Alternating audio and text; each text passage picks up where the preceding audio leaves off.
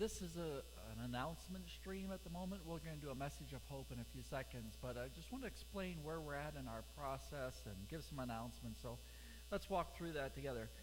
First, what you're seeing is in the Family Life Center, we have a video and soundboard that are capable of live streaming digitally.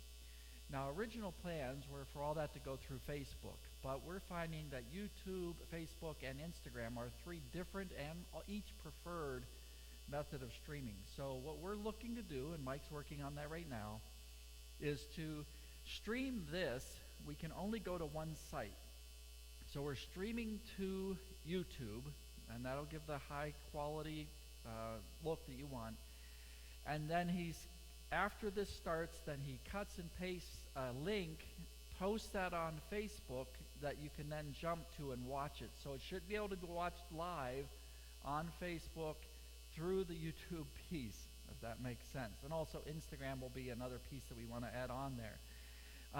The challenge that we're wondering, and this is why we're doing an announcement, is we're getting signal back that our YouTube stream might not be as strong as they prefer, so there might be buffering issues.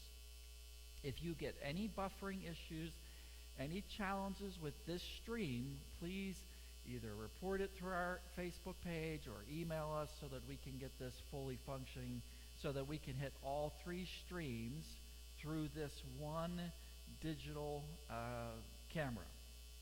That's our goal. Let me walk you through now. We'll walk through some announcements and questions. Another question was asked, well, we have a camera in the sanctuary. How come we can't live stream through that camera? And the simplest answer is the camera in the sanctuary is an analog. It's an old analog camera. There is no way that it can handle the digital work. Follow-up question was then, what would it cost to make so that we could live stream through our main sanctuary? The answer is about $4,000. It's a $4,000 expense, would purchase a digital camera and have that connected in so that it could be broadcast through the different streaming options. Now, obviously, our budget wasn't prepared for that, and so that's $4,000 that's not in our budget anywhere. If someone gives that, that's great, but that's why we can't stream from the sanctuary. It's about a $4,000 expense that is not in our current operation budget because it's an old analog camera. And the struggle we're having with a single stream going to different sites is we had never planned multiple site broadcasting, and so the equipment that is in the Family Life Center can only be sent to one site at a time, and we're trying to modify that, and that's what you're seeing. All right. Straight up announcements on worship. Thursday evening, Sammy Bradley will be leaving a time of fellowship and worship, but it is not Holy Communion. Please understand that. We are not having Holy Communion Thursday evening. She is going to be sharing about a fellowship meal, and some would call that a love feast or a fellowship meal. Not Holy Communion, but that's Thursday night at 7. Friday at 7, we're having a service of shadows, some also call it a tenebrae. It is a very powerful worship service, very meaningful. It's a time of reflection, introspection, being present at the crucifixion of Christ. Sunday morning in this site, John Engel will have a digital piano. We will follow a traditional worship format at 10 a.m., a bulletin is being sent out, a flow sheet by snail mail so that you could follow along, and that will be Sunday morning at 10 a.m. The Sunday following Easter, we'll get back to our books through the Bible through the year. We'll be back in Ruth. And then the next thing to know is about Holy Communion. What is our plan? What are our plans? We were originally under the guidance that we could not do digital communion. We couldn't have a virtual communion piece.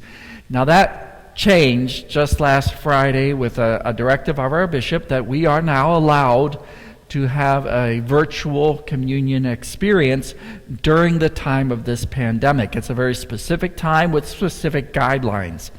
One of the challenges with that is we would not be able to distribute the elements to your home. And so on the first Sunday of May, whether we're on site or still live streaming, we will have Holy Communion. I'm telling you this now so that in your grocery patterning, if you would like to have the traditional elements of grape juice and bread, please make sure you add that to your grocery list or shopping, however you're getting your items, and then you might have those traditional elements. If you don't have grape juice and bread, you can still use other juice and bread or crackers in your home. We will modify communion knowing that each of us doesn't have access to everything. Because of the recent change with that, we didn't want to try to get everything ready for this Thursday evening because we don't want people going out to the store just special for things. We're telling you in advance, the first Sunday in May, whether we're here or not, we will have Holy Communion together. And if you would like to purchase those things for that first Sunday in May, that'd be great. The Easter eggs, they're all gone. If you did not pre-order, there are no more. Please don't come to the church office. We've had a lot of people coming in wanting to purchase eggs, and we really want people to maintain social distancing, stay-at-home directives. All the eggs have been purchased by a wonderful, generous benefactor so that the egg people have all the funds for every egg that they've made.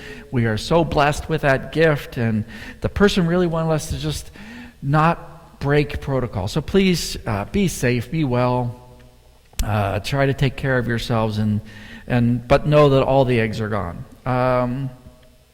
The week following Easter, our food bank ministry, we're going to step it back a little bit. We've been very intense these last few weeks. It seems that people are becoming into a more static or leveled off place. So our food bank deliveries are going to go to 3 times a week following Easter. This will allow us to replenish our own supplies and stock and allow us to maintain staff for the long term. The only other announcement is just as you are spending time, please be in prayer for the church. We have a lot of people that our policy is if we don't have work for you, you don't get a paycheck.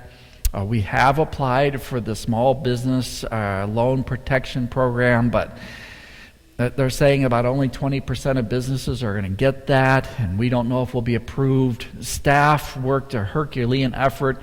They got there's a stack of papers, that hundreds of pages of documentation were submitted before 11:30 Monday morning. That's how quickly everybody worked together, pulled this together. All the paperwork needed is in. We wait. If we can use that to pay staff, great, but right now there's a lot of paycheck insecurity for the majority of our staff at the church. And so please pray for them and for those who are working for strength, for peace, for guidance. I covet your prayers. I am just so humbled and blessed by the quality of people we have working here and working so hard. And so I ask you to keep them in prayer. All right, well, this was our announcement video. This was a time to see if we could get everything functioning as we wanted and to have your comments on stream. I'm going to take just a break here for a few minutes, regroup, and we're going to then go on to our message of hope for today. And if you're going to have your Bible handy, you would want it to Romans chapter 8, verse 22. God's peace. I'll be back in a few moments.